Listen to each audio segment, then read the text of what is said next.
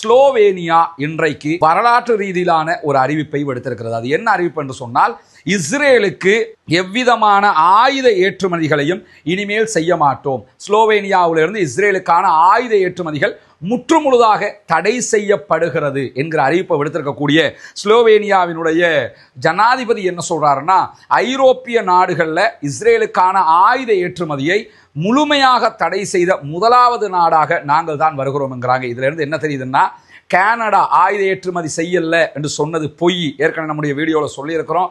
அதே போல Starmer UK சொன்னது பொய் என்று தெரியுது, மற்ற நாடுகள் சொன்னது பொய் என்று தெரியுது. அதனால தான் ஸ்லோவேனியா என்ன சொல்றாங்கன்னா, நாங்கள் தான் வரலாற்றில் முதலிடம் பிடிக்கிறோம் என்று சொல்கிறார்கள். எனவே அவர்கள் இனிமேல் இஸ்ரேலுக்கு ஆயுதங்களை ஏற்றுமதி செய்ய மாட்டோம் என்பதை திட்டவட்டமாக அறிவித்திருக்கக்கூடிய நேரத்தில் இன்றைய நாளில் ஜெர்மன் இராணுவமும் அதே போன்று பிரான்சினுடைய இராணுவமும் காசாவுக்குள் ஏர் ட்ரூப் பண்ணியிருக்கிறாங்க. வான்வழியாக உணவுகளை போட்டிருக்கிறார்கள். ஐநாவினுடைய அறிக்கை பிரகாரம் இன்னைக்கும் ஐநா என்ன சொல்றாங்கன்னா, தயவு செய்து ஏர் ட்ரூப் பண்ணாதீங்க, வான்வழியாக உணவு கொடுக்காதீங்க, காசாவினுடைய ரஃபா பார்டரை திறந்து தரை வழியாக உணவு கொடுங்கன்னு தான் சொல்றாங்க. ஆனாலும் இன்றைக்கு ஜெர்மன் தனியாக 14 டன் உணவுகளை வான்வழியாக போட்டிருக்கிறது என்கிற செய்திகள் வெளியாகி இருக்கிறது.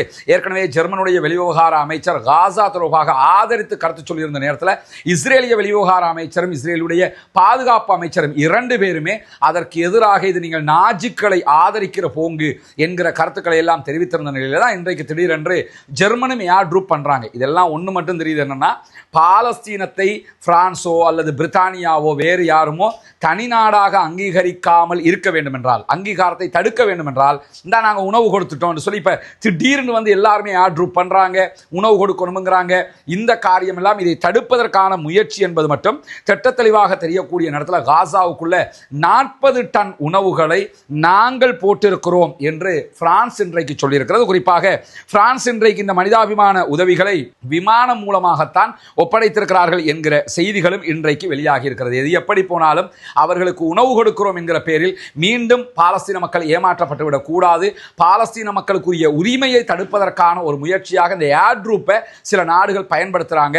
ஆனால் இதற்கு முன்னுதாரணம் காட்டியது யாருன்னு கேட்டால் UAE, ஐக்கிய அரபு அமீரகமும் அதே போன்று ஜோர்டானும் தான் இதை முன்னுதாரணம் காட்டினாங்க. இந்த வாட்டி அப்படி செஞ்சு இஸ்ரேலுக்கு ஆதரவான ஒரு தளத்தை அவர்கள் உருவாக்குவதற்கு முயற்சி செய்திருக்கிறார்கள் என்பதையும் நாம் புரிந்து கொள்ள வேண்டும். இந்த நேரத்தில் தான் ஒரு அதிர்ச்சிகரமான அறிவிப்பை இன்றைக்கு இஸ்ரேலுடைய அதிகாரி ஒருவர் சொன்னதை எடியோத் அஹ்ரோனோத் என்கிற இஸ்ரேலுடைய ஹீப்ரு மொழி பத்திரிகை வெளியிட்டிருக்கிறார்கள். என்ன சொல்றாங்கன்னு சொன்னா,